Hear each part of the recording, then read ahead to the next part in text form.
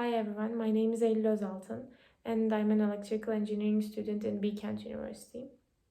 Today I'm going to conduct my Physics 101 project experiment. The purpose of this experiment is to calculate different coefficients of static friction for different surfaces. In order to do this, for a constant mass while changing the angle of inclination of an inclined plane, the moment that the mass just started the motion will be observed. And from the angle of inclination, the coefficient of static friction will be derived for every surface that I've chosen, since tangent of the angle of inclination is equal to static friction coefficient. Derived values of static friction coefficient will be compared with the literature values in order to see the validity of the experiment. And so let's get started.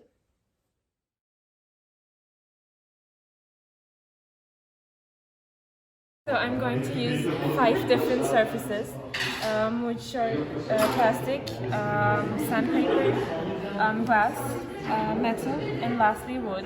So first of all, I'm going to weigh my mass, and I record it. Then we move on to the inclined plane. I put my mass on the inclined plane, and I measure the angle of inclination in order to calculate the static friction coefficient moving this object. And I'm going to find the moment that the block starts to slide down, so that I can have the tangent of the angle from chronometer.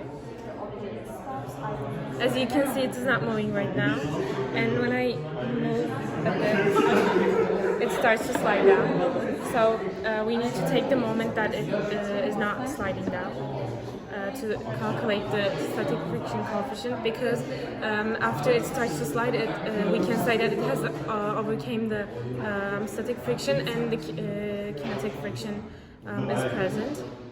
The one important thing that I want to highlight at this point is that it is really important to take that slide time between the mass being at rest and being started the motion, because the most actual and accurate static friction coefficient value could be gained if the object is experiencing maximum static friction.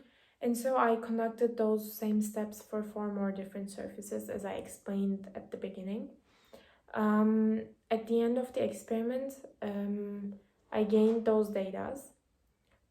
For sandpaper, I found the static friction coefficient nearly 0.7, and for glass nearly 0.13, and for plastic 0.6, and for wood 0.36, and for aluminium, which is a metal,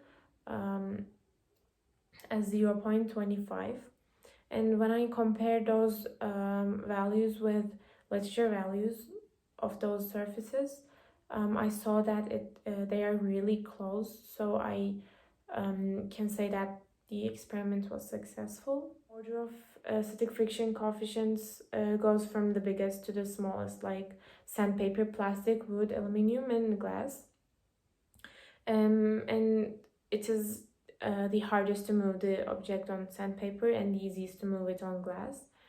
Of course, there are some errors in my experiment. First of all, while conducting the experiment, as I explained before, it was really important to take that slight moment between the block is at rest and the moment it starts to slide down.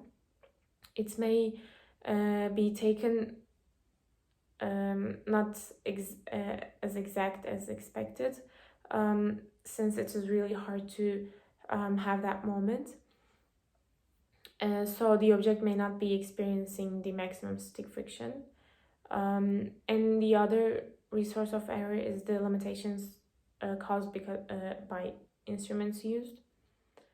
But at the end, the percentage errors calculated were really small, so it can be said that the experiment met its purpose.